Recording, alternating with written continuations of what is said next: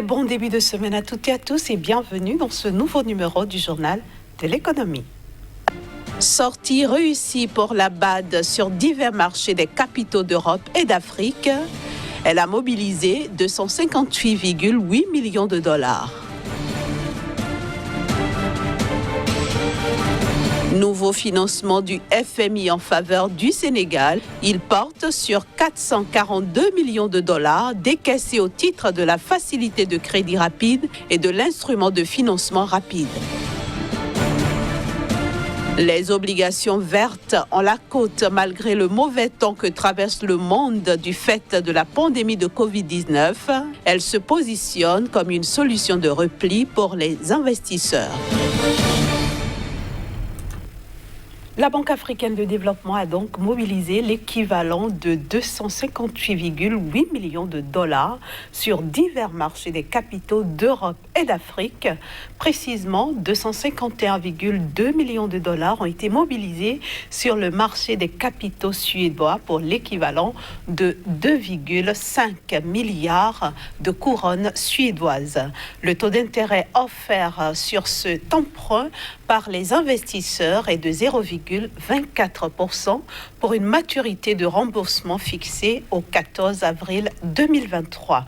Il faut dire que les deux autres emprunts plus modestes ont été effectués sur les marchés turcs et sud-africains des capitaux. La BAD a bénéficié sur ces marchés d'un taux d'intérêt de 0%. Depuis le début de l'année 2020, l'institution a mobilisé, dans le cadre d'une dizaine de sorties, 3,45 milliards de dollars de dettes sur divers marchés des capitaux. Son opération la plus marquante est celle réalisée le 3 avril dernier, au cours de laquelle elle a mobilisé 3 milliards de dollars pour soutenir ses pays membres dans la mise en œuvre de solutions aux conséquences du Covid-19. La BAD a, à cette occasion, obtenu un taux d'intérêt de 0,75% pour une maturité de 3 ans. Le Sénégal a obtenu un financement de 442 millions de dollars de la part du Fonds monétaire international au titre de la facilité de crédit rapide et de l'instrument de financement rapide. L'objectif est d'aider le pays à répondre aux besoins urgents de financement de la balance des paiements, lesquels besoins résultent bien sûr de la pandémie de Covid-19.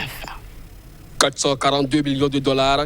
Ainsi s'élève la cagnotte que le conseil d'administration du Fonds monétaire international a approuvé en faveur du Sénégal, ceci au titre de la facilité de crédit rapide et de l'instrument de financement rapide en vue d'aider ce pays à répondre aux besoins urgents de financement de la balance des paiements qui résultent de la pandémie du Covid-19.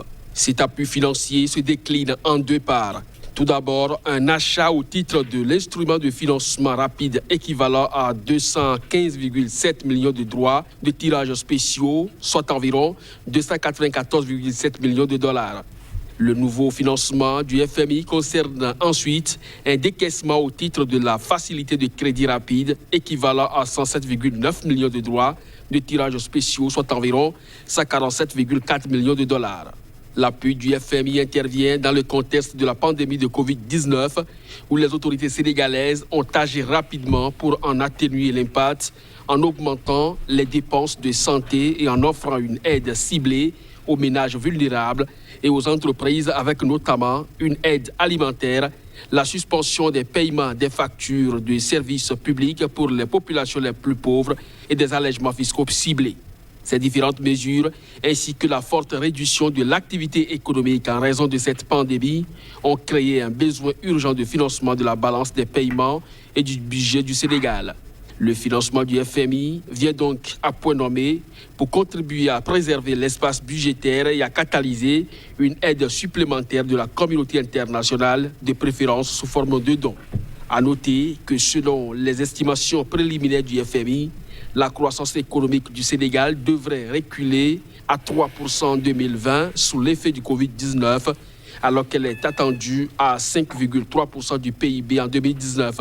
Cette croissance devrait toutefois rebondir respectivement à 5,5% et 8% du PIB en 2021 et 2022.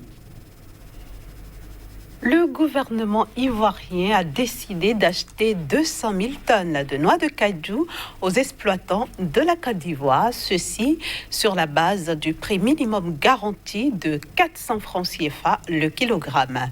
Cette mesure devrait permettre aux producteurs d'écouler leur stock dans un contexte de pandémie de coronavirus. En effet, les incertitudes que fait planer cette maladie sur la santé de l'économie mondiale ont déjà conduit à une annulation ou un report des contrats de noix de cajou dans des pays importateurs clés comme l'Inde et le Vietnam. Ces incertitudes ont également entraîné un ralentissement des exploitations sur le plan national. En dehors des producteurs de Côte d'Ivoire, les exportateurs locaux seront aussi soulagés. Un dispositif de subvention sera mis sur pied afin d'atténuer les effets d'une baisse des prix mondiaux sur cette frange de la population ivoirienne. Pour rappel, la Côte d'Ivoire a prévu de récolter 800 000 tonnes de noix de cajou en cette année 2020 contre 730 000 tonnes un an plus tôt. Je le disais en titre, les obligations vertes résistent mieux à la crise engendrée par le Covid-19. Selon certains experts, ces obligations pourraient même se positionner en tant que solution de repli pour les investisseurs. En effet, leur émission devrait continuer à augmenter au même rythme qu'avant la crise en raison du maintien de l'intérêt des investisseurs pour ce type d'instrument. La crise engendrée par la pandémie du coronavirus de par le monde ne semble pas affecter les obligations vertes. Cette dernière résiste mieux à cette pandémie et pourrait se positionner en tant que solution de repli pour les investisseurs. Ainsi, l'émission de ces obligations devrait continuer à augmenter au même rythme qu'avant la crise du Covid-19 en raison du maintien de l'intérêt des investisseurs pour ce type d'instrument qui n'inclut pas, par exemple, d'entreprises du secteur aérien. En effet, les entreprises émettant des obligations vertes sont en général mieux préparées pour faire face à ce type de crise car elles ont une vision à plus long terme et se positionnent sur des technologies plus utiles à long terme. Raison pour laquelle les émetteurs envisagent également ce type d'instrument pour faire face à la crise et rendre leurs économies plus conciliantes. C'est le cas de l'Allemagne qui a affirmé qu'elle émettra ses premières obligations vertes au second semestre 2020 malgré la crise sanitaire. Autant de motivations qui devraient permettre au marché des obligations vertes de croître en 2020 pour mobiliser 350 milliards de dollars contre 257,5 milliards de dollars en 2019. Et c'est le moment de retrouver Kazmi Pedja, notre chroniqueur qui aujourd'hui nous emmène au Nigeria. Bonjour Kazmi, bienvenue à vous. Merci, bonjour. Merci. Alors le Nigeria a franchi la barre des 85 milliards de dollars de dette. C'est bien ça Inès, au 31 décembre 2019, avec un produit intérieur brut de 2,3% seulement. Au niveau donc de ce pays-là, la barre de 85 milliards de dollars en termes de dette publique a été donc franchie. Au compteur, il faut dire que la dette publique ainsi libellée se répartit en dette intérieure et en dette extérieure. Et selon donc la statistique pays, environ 56,5 milliards donc est noté au niveau de la dette intérieure, c'est-à-dire la dette domestique, la dette à la devise locale, le naira, donc tourne autour de 56,5 milliards donc de dollars US contre environ 27 milliards de dollars US pour ce qui est donc de la dette extérieure. Selon donc les observateurs, le Nigeria s'endette beaucoup plus sur le marché local. Sa dette est beaucoup plus domestique donc que extérieure. C'est une bonne politique, conclut donc les économistes en ce qui concerne donc le développement de ce pays. Et il faut le préciser ici, l'objectif c'est 2030 où le pays envisage davantage donc sorti de son niveau de développement actuel, c'est-à-dire sorti de la précarité pour atteindre donc un niveau record en termes de développement pour donc afficher une très belle performance économique. Voilà ce qu'on peut noter en termes donc de performance. Et tout ceci, il faut le dire, c'est un mal, sinon c'est hors la crise actuelle de coronavirus avec ses conséquences. Et donc, s'il faut réévaluer tout ce que cela a entraîné, certainement que le pays est au-delà donc, des 85 milliards de dollars US en termes donc, de dettes. Mais Kazmi Pédio, qu'est-ce que tout ceci implique pour l'économie nigériane?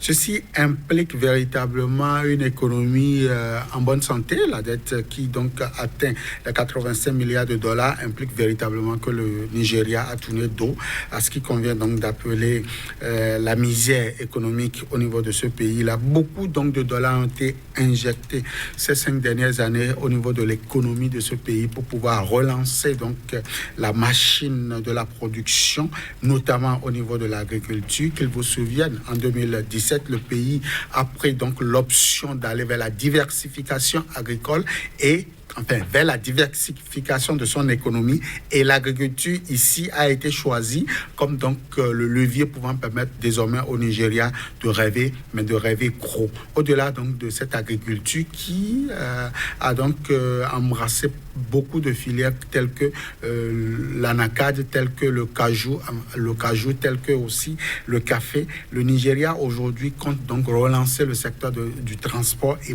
beaucoup d'investissements sont allés aussi dans ce sens-là pour permettre donc au Nigeria de disposer des infrastructures modernes en termes de transport.